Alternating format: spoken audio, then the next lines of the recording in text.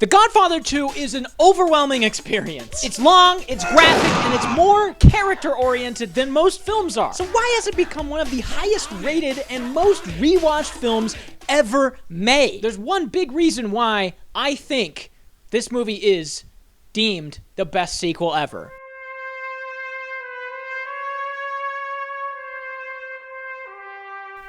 This trick is so good, you probably won't even notice it hijacks your brain. Try to point it out before I do.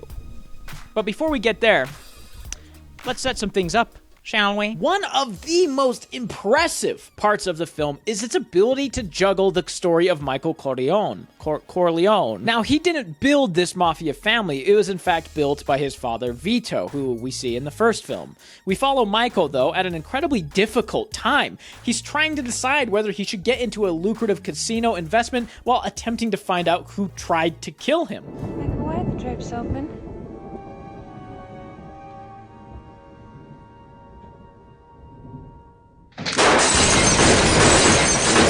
What I love about this is that it creates a parallel between the two main stories. The rise of Vito as he's building his empire, one family member and friend at a time, and the fall of Michael as he slowly loses trust for everyone around him. By fall, I don't mean that Michael dies or that he loses his business or his position as the boss of this family. No, what he loses is far more important, and that's his trust and the family, which is supposed to be at his heart. And at a certain point, he just loses them.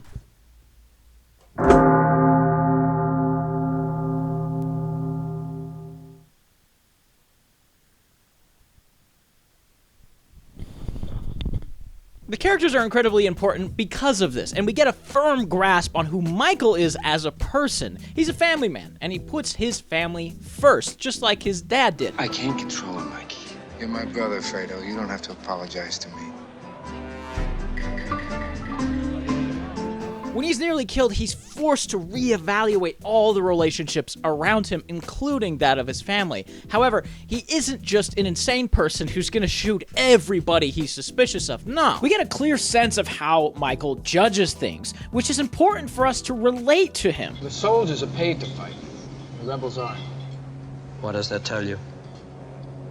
They can win. We can see the struggle he's going through, and the things he does make sense to a certain degree. As he continues down this path, we see him slowly lose himself more and more. Vito, on the other hand, has the opposite turn. He's dealt with death and murder his whole life, and because of this, when he reaches America, he really values the people close to him, which creates stakes. When anyone can die at any time, the tension works way better, naturally, and you get that sense because people die over the choices they make. The choices in this have consequences, and those consequences are you get strangled. Michael Corleone says hello.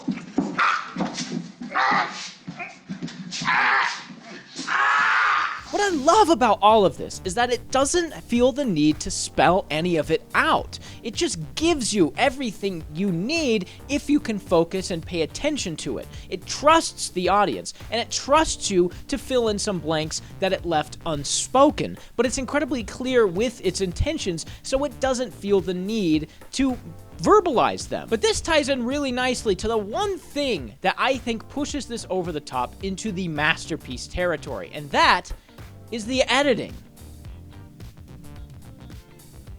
Bet you didn't see that coming. You guys lied to me. I don't want you to call me anymore. Your brother's not gonna find out we talked. I don't know what you're talking about. The editing is doing so much. It often is so good, it communicates the thoughts of the characters with just a simple few cuts. This sequence, when Michael realizes that his own brother pulled the hit on him, is a standout. We get this sequence when Fredo is supposedly meeting this man, Johnny, who set up the hit, for the first time ever. We get a few cuts of the actors looking at each other, and Fredo is unable to make eye contact. He's uneasy about being in the same room together with Johnny. We then cut to Michael, who notices this subtlety. You don't know my brother Fredo, do you, Johnny? Johnny Ola? Fredo? We never met. Johnny Ola. Pleasure. With only one cut, we understand without any dialogue that Michael is now suspicious of his brother and his actions. Then we cut to this show, or whatever, where Fredo stupidly lets slip that Johnny, who he supposedly only met that night, has brought him there before. Old man Roth had never come here, but old Johnny knows these places like the back of his hand. Now watch him, he's gonna break the cracker loose. And with only one cut, we see the realization on Michael's face. Again, no explanation or dialogue needed. This shot, right after, highlights Michael's heartbreak and Fredo's complete lack of awareness. It's masterful editing that is able to trust the audience enough to pay attention to these subtleties, making the film far more rewarding. What it does is it forces us to notice this moment by changing the cutting pattern of the scene. Most of the scene is up-tempo. We cut quickly between the characters and the show they're watching, but once we cut to Michael, we hold, and we hold, and we hold. This tells our brain that this is important. It's simple, but incredibly effective. I know it was you, Fredo. You broke my heart. You broke my heart. Changing how you edit a scene is incredibly important, though, to keep your audience's interest. So let's examine how you can edit a scene with almost no editing at all, and why you would do something like that. If used properly, editing and camera work can convey emotion, and the way Frankie is talking here is completely devoid of that. Frankie has resigned himself to suicide at this point, and is matter-of-factly telling Hagen about it. So what reason would there be to cut close, push in, or even fade? This is why we hold on this one long take for so long.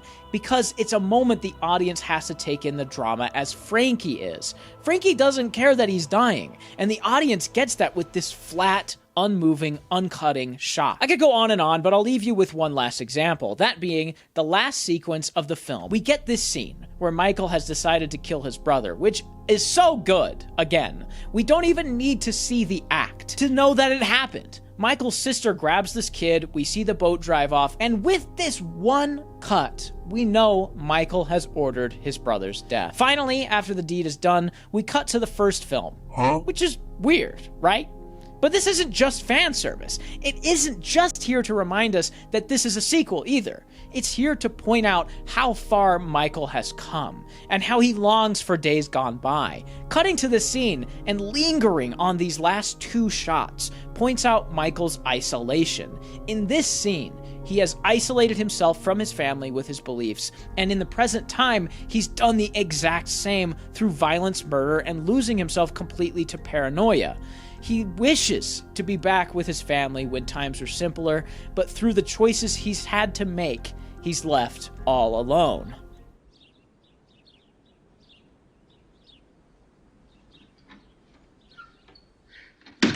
It's masterfully done, and simply applying these ideas to your edits can change a scene entirely. When editing a scene, all you need to do is ask what emotion that scene is trying to convey, and, like Coppola, you might be able to communicate far more with just a simple cut.